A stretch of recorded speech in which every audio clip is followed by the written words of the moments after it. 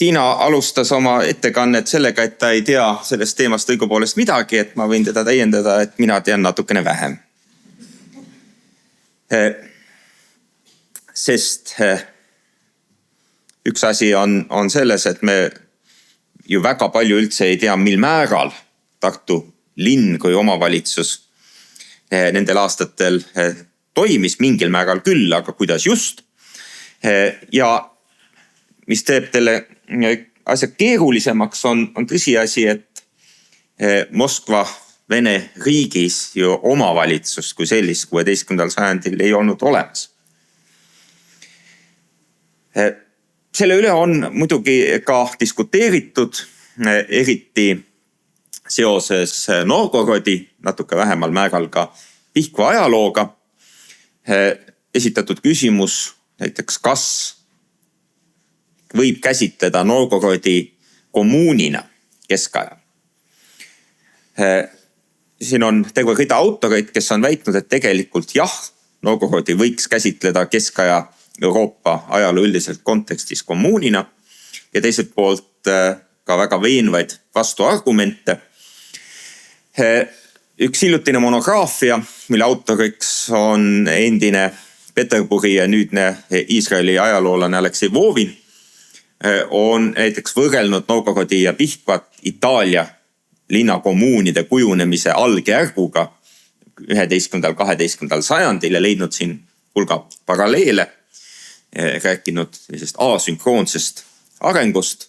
Aga tervikuna võib öelda, et isegi kui võib olla 15. sajandil Novgorodi Pihkva areng sellise kommuuni suunas võis liikuda, veenvat seisukohta siin jätkuvalt ei ole, siis 16. sajandil nad kindlasti mitte kommuunid enam ei olnud. Novgorodis on eksisteerinud erialased kaupmeeste vennaskonnad või vennaskond, mida samuti on üritatud võrrelda siis ülejäänud Euroopa keskaegsete gildidega, aga ka siin see paralleeli tõmbamine on üsna kaudne. Niisiis võime öelda, et Venemaa riigis 16. sajandil omavalitsuslikku linna ei tuntud või selles õigustraditsioonis omavalitsuslik linn puudus. Nüüd 16. sajandi jooksul Leedu suurvürstiriigi idaslaavi aladel üha suurem osa linnu sai Leedu suurvürstidelt, kes olid kohakaasluse alusel ka Poola kuningad, Magdeburgi õiguse. Ja läbi 16. sajandi regulaarsete Moskva Leedu sõdade käigus ka osa Magdeburgi õiguse linnu sattus Moskva suurvürsti ja hiljem tsaari võimu alla, mõned pikaajaliselt, mõned ajutiselt, aga ka nendel puhkudel ei saa rääkida senise õiguskorra jätkumisest. Niisiis võib öelda, et Venemaal linnades olid olemas omad tänavate kogukonnad, tänavapõhised kogudused, aga ei tuntud omavalitsust. Ja nüüd, kui 1558. aasta jaanuaris Kassimi Haani Šahali juhtimisel Moskva väed Liivimaale sisse tungisid ja Liivimaa linnad ja linnused üksteise järel alistusid, siis 8. juulil jõudis Vene vägi ka Tartu alla. 11. juulil 1558 algas Tartu piiramine. Vene vägede juht oli vojavood Pjotr Šuiski, vürst Šuiski, kellega nii linn kui piiskop alustasid läbirääkimise, mille tulemusena piiskop esitas Šuiskile 12 tingimust, mille vastuvõtmisel on ta nõus alistuma ja Tartu raad omalt poolt 34 tingimust. Selline tüüpiline ettepanek kapitulatsiooniks ehk siis alistumiskapiitlite või tingimuste kokkuleppimiseks. Pjotr Šuiski võttis need tingimused vastu, küll reservatsiooniga, et lõplik otsus jääb tsaari teha. 18. juulil 1558 linn alistus ja algas Moskva võimuperiood, mis kehtis kuni 1582. aastani. Tartust sai Moskva võimu aluse Liivimaa kõige olulisem administratiivne ja sõjaline keskus. Siin resideerisid vojevoodid, keda mõnikord nimetati ka asemikeks või asehalduriteks, namestnik, mis ilmselt ei olnud omaette ametiaste, vaid lihtsalt kõige tähtsama regiooni vojevoodi nimetamisel kasutatud autiitel. Siin tuleb omakorda muidugi ka mängu see episood, kui üritati ajutiselt mängida Liivimaal Moskva tsaari vasallriiki, mis pikemas perspektiivis ei piirdunud ainult hertsog Magnuse episoodiga. 6. septembril 1558 tsaar andis välja oma privileegi Žalovanna ja Gramata Tartule, mis on säilinud 17. sajandi ärakirjas venekeelses tõlkes. Mismoodi see tsaari privileeg õigupoolest koostati, see on keeruline küsimus, sellepärast et läbi keskaja 16. sajandi Liivimaa vene läbirääkimised toimusid alati vene keeles. Omavahelised lepingud fikseeriti alati esimesena vene keeles ja Liivimaa pool tõlkis need siis saksa keelde. Alati kinnitati 2 paralleelset ürikut. Kusjuures need saksakeelsed tõlked on sageli keeleliselt sedavõrd primitiivsed, et ilma vene keelt oskamata ei saa mõnest saksakeelsest väljendist aru. Näiteks koha nimi, et 2 maa piiril on Ešnisse see.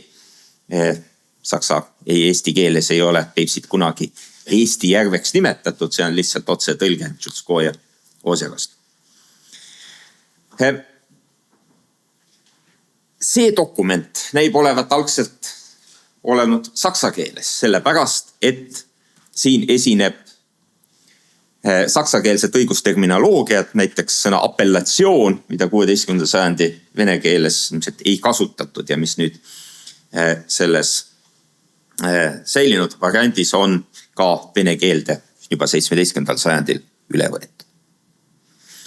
Nüüd kui ühesõnaga siin on olnud ilmselt mingi Tartu saatkond kusagil Moskvas ja siis mingil määral võib-olla tsaar ise on midagi arvanud, mingil määral on tema ametnikud asjasse puutunud ja siis on fikseeritud see tsaari lõplik privileeg Tartu linnal. Kui nüüd võrrelda seda, mida Šuiski lubas ja mis sisaldub tsaari kinnituses, siis leidub siin terve hulk erinevusi, mis puudutavad eelkõige linna õiguskorda. Kõigepealt arusaadavalt, iseenesest mõistetavalt, linn kõigepealt soovis, et linnas kehtiks usuvabadus, mis tähendas, et kehtiks Augsburgi usutunnistus ja mitte kedagi ei sunnitaks õigeusku. Seda tsaar oma kinnituses ka tõepoolest lubas. Ja hiljem on andmeid selle kohta, et lihtrahvast üritati rahalise preemiaga õigeusku meelitada, aga et kedagi oleks sunnitud, selle kohta tõepoolest hilisemast ajast märke ei ole.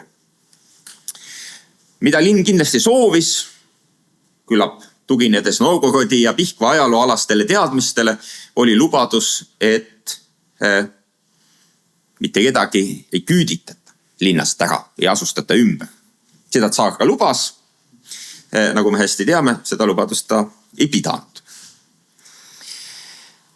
Linna soov oli kinnitada linna omavalitsus ja linna senised privileegid selle Šuiski kinnitatud kokkuleppes on neid ka eraldi nimetatud. Tsaari kinnituskirjas lubati kõik linna vanad korrad ja tavad jätkata, aga see kinnitus oli üldsõnaline, mitte ei puudutanud detail.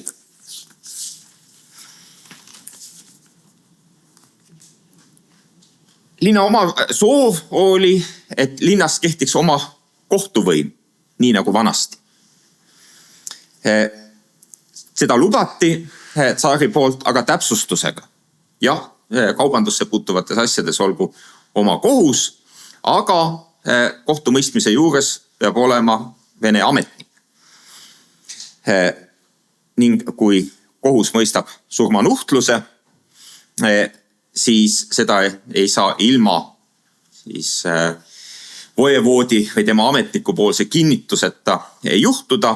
Ja kui surma mõistetud isiku vara konfiskeeritakse, siis läheb osa sellest samuti Vene võimudel.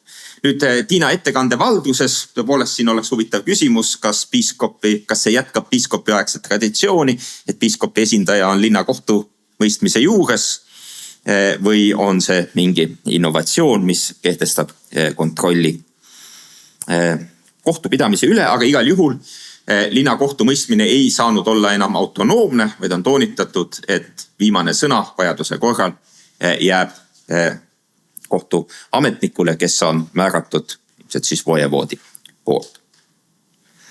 Üks linna kindel soov oli, et jätkuvalt oleks võimalik keeruliste asjade puhul appelleerida Riiale. Ja nüüd tsaaripoolses kinnituses on selgelt sõnastatud, et seda ei tohi olla.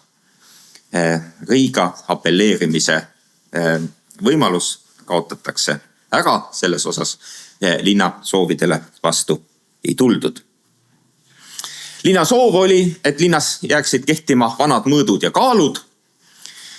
Seda tsaar lubas, või tsaari dokument lubas, küll aga tingimusel, et need oleksid nüüd tembeldatud mitte ainult linna, vaid ka linna ja tsaari märgiga. Ehk siis juriidiline jõud tuleneks ühisest kinnitamisest. Linna soov oli, et linnakodanike tütardel oleks lubatud abielluda väljapoole Tartut, mere taha, nagu see venekeelses väljendis on, ja et Tartu kodanikel oleks võimalik võtta naisi mere tagant, seda lubati. Linna soov oli, et oleks võimalik vaba pärimisõigus, nii nagu vanasti, ja kui varal ei ole õiguspärast pärijat, siis vara langeks raele. See põhimõtteliselt kinnitati, küll aga tingimusega, et 10% pärandi väärtusest oleks pärandimaks, mis läheks vojevoodi kätte. Ja samuti ei ole juttu enam pärijate vara langemisest raele, kas see on lihtsalt vaikimisi kogemata välja jäänud või on siin mõeldud hoopis siis pärijate vara langemist tsaarile või tsaari ametnikele, seda aru ei saa. Mis on lisatud punkt, seal on ka üksikuid lisandusi võrreldes esialgsete kokkulepetega.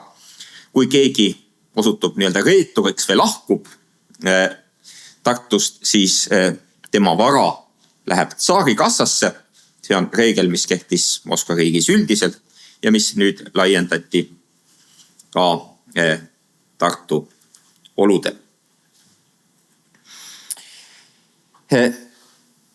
Nüüd palju keerulisem on arutada selle üle, ja kahte dokumenti on ju lihtne võrrelda, kuidas neid punkte või nõudmisi tegelikus elus rakendati.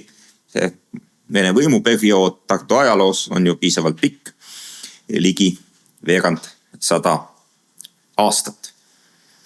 Nagu öeldud, siin oli sõjaline ja administratiivne keskus, olid mitu vojevoodi, kelle hulgas tähtsamalt nimetati mõnikord asehalduriks. Nüüd üks kokkuleppe tingimusteks oli see, et Vene asunikud ei tohiks linna elama tulla, selle linna müüri sisse.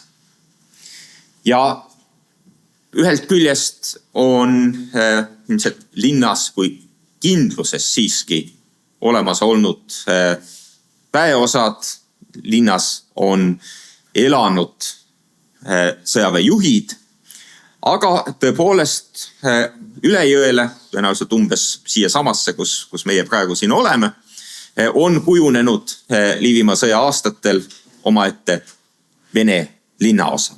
Puust, aga oma kirikute, kloostritega, tänavarägastikuga, nagu näiteks Baltasar Russo oma kroonikas seda ükskord mainib. Ja kui juba pärast sõja lõppu, kui Tartu oli läinud Poola kätte, on Tartut mõnel korral eri autorite poolt kirjeldatud, siis on toonitatud, et see nii-öelda kivilinn on maha jäetud, tühi, lagunenud. Siis mingitel põhjustel tõepoolest see uus elanikkond, kes Tartusse juurde tuli ja kes Zapolski vaherahu lepingu järel Tartust lahkuma pidi, tegelikult meil on Tartu ajaloos ju veel üks küüditamine 1582 siin võib-olla veerand sajandit elanud ja kodunenud Vene elanikkond ju küüditati ka ära vaherahu lepingu tingimustel. Me keegi ei küsinud, kas nad oleksid võinud võib-olla Poola kuninga võimu all sama hästi edasi elada. Valikut ei antud, et see uus elanikkond siis asus valdavalt väljapool seda kunagist keskaegset linna.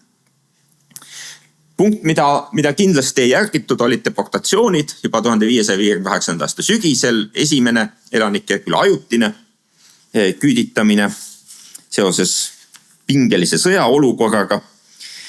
Aga 1565 küüditati kogu Tartu Saksa elanikkond, väidetavalt välja arvatud 3 sakslast ning kaasaegne Pihkva kroonika, Pihkva leetopis märgib sellel puhul spetsiaalselt ära.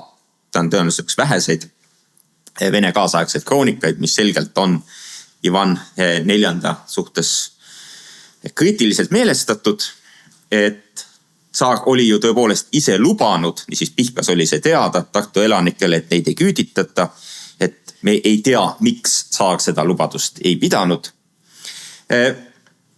4-5 aasta pärast, kes olid ellu jäänud, võisid Tartusse tagasi tulla, mis ei olnud, paljud ka ei tulnud sellepärast, et nad olid ennast kuskil Volgamaadel juba sisse seadnud ja selline kujunes Saksa päritolu kaupmeeskond Nižni Novgorodis. Kes tagasi tulid, nendel ei olnud see mitte õnneks, nagu ka kaasaegsed autorid on mainitud, pärast Eler Kruse ja Johan Taube siis vastuhaku katset 1571 järgnes linnas pogrom ja uus elanikkonna küüditamine. Nüüd kõigest sellest hoolimata veel 1570. aastatel oli Tartus olemas raad. Midagi ta tegi. Kui palju, mis olid tema võimu piirid ja otsustamise piirid. Kui palju neid raehärasid oli, vaevalt, et ta täiel määral toimis või toimida sai võrreldavalt sõjaeelse olukorraga. Aga vähemalt nime poolest või omavalitsuse mängimise poolest ta eksisteeris. 1582 Tartus raadi enam ei olnud. Selgelt vaevalt, et seda vahepeal ära keelati või mingilt õiguskorda puudutavaid muudatusi tehti. Küllap ta lihtsalt küüditamiste ja sõjaraskuste tõttu hääbus. 1582, nagu öeldud, on korduvalt toonitatud, et linn on tühi ja paljas.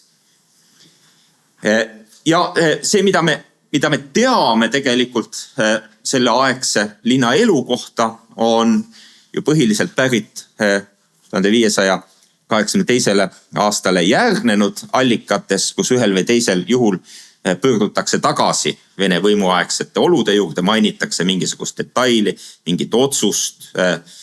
No näiteks just Mattias Kempf siis käsitööline, kellest sai hädasunnil nii Eesti kui Saksa koguduste jutlustaja sõjaaegadel. Tänu hilisematele protsessidele on tehtud tagasivaateid tema tegevusele siis Vene võimu ajal. Kui Raad ühel või teisel moel tegutses, mingisugused otsused vastu võttis, siis kindlasti piirdus see tõenäoliselt ainult selle Saksa või Saksa mitte-Saksa elanikkonna siseasjadega, selles mõttes, et omavalitsus kui institutsioon oli suuresti ju tundmatu ja küllap need sobitumisraskused olid vähemalt 1558. aastal, nende võimu algusaastatel, üsna rasked, selles mõttes, et kes mida otsustab, kus on mingisugused võimupiirid. Kõige olulisem, võib-olla ka kokkuvõtliku mõttena, on aga küllap see, et idee sellest, et tsaari ja tema alamate vaheline kokkulepe võiks olla tsaarile kuidagi siduv, oli ilmselt ka Moskva Venemaa 16. sajandi mõttemaailmas arusaamatu ja tundmatu idee. Aitäh!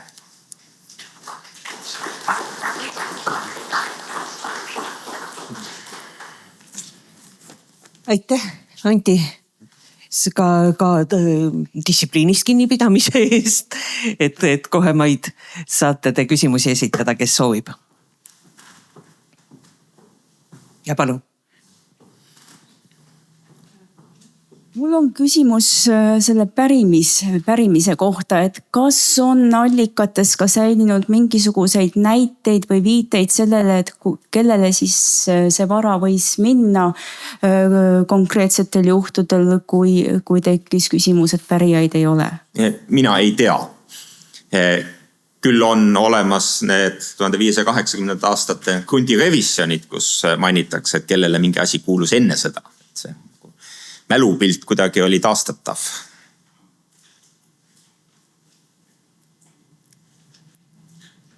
On praegu veel uudishimulikke?